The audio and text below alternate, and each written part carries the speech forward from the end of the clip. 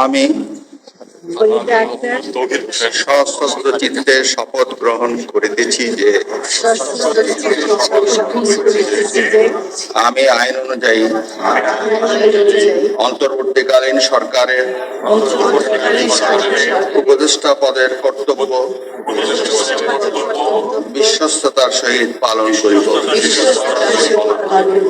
আমি বাংলাদেশের প্রতি অকৃত্রিম বিশ্বাস ও আনুগত্য পোষণ করিব।